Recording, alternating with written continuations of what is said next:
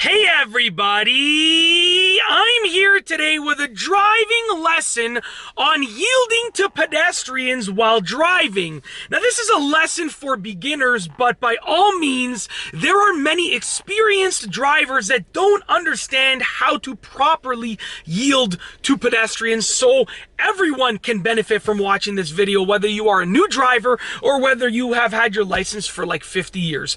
Let's get right into the video, and then I'll demonstrate myself yielding to a pedestrian, to a potential pedestrian, okay? So pedestrians pretty much always have the right of way, and I'm not speaking about every law everywhere because I only have my license in one place. I haven't had my license in different countries and stuff like that, but I can imagine that pedestrians pretty much have, almost always have the right of way everywhere. I can imagine that the laws are as that, okay? And here's the thing, even if they don't have the right of way in a specific situation, and I'll tell you an example, you should still give them the right of way. You should still yield for them. So for instance, if you're driving and someone just jaywalks, which is, I don't know what the official definition is, but it's basically when someone walks illegally across the road when they're not supposed to, and they're coming in front of your car, you should still yield to them, because at the end of the day, if you don't yield to them, you might hit them and hurt them, or severely hurt them, if you know what I mean, and you don't want to do that. Even if they don't have the right of way, even if they're doing something that's horrible, at the end of the day, you're driving a car, they're walking, and you don't want to hurt them. So even if they don't have the right of way, you should still yield to them, okay? It's very simple. You don't want to be in a position where you can potentially hurt someone. Now, here's a key factor, and I need you to listen closely. You need to wait until pedestrians are completely clear before proceeding, okay?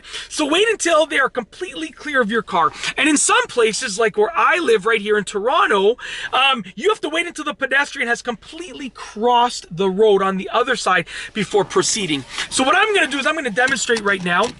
Now, I don't know if I'll encounter any real pedestrians because most people are at work right now. However, I will drive, and I will pretend there's a pedestrian unless I encounter a real one.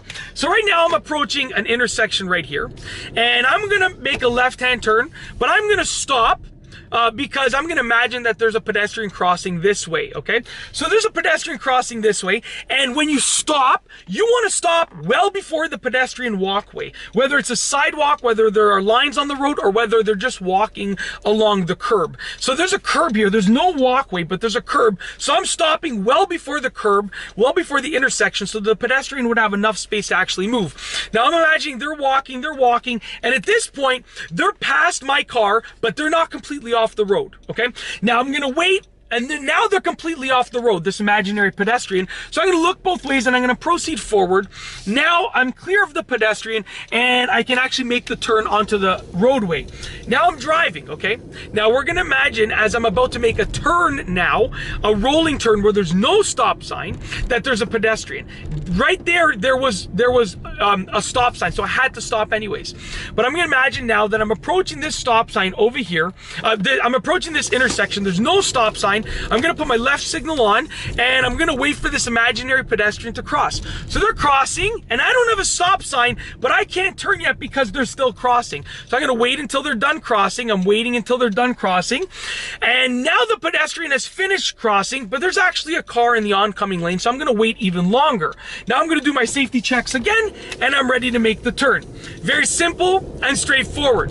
When you are yielding to pedestrians, okay, first and foremost, the number one rule is give them the right of way. You know, they most likely they'll have the right of way anyways, but even if they don't have the right of way, give them the right of way, because you don't want to be in a position where you can potentially injure anyone. Secondly, you want to come to a complete stop. Don't like keep rolling until they go through. I'm just going to pull over. Come to a complete stop, okay? Let them proceed. I know you might be in a rush, but we're all in a rush. So come to a complete stop and let the pedestrian cross.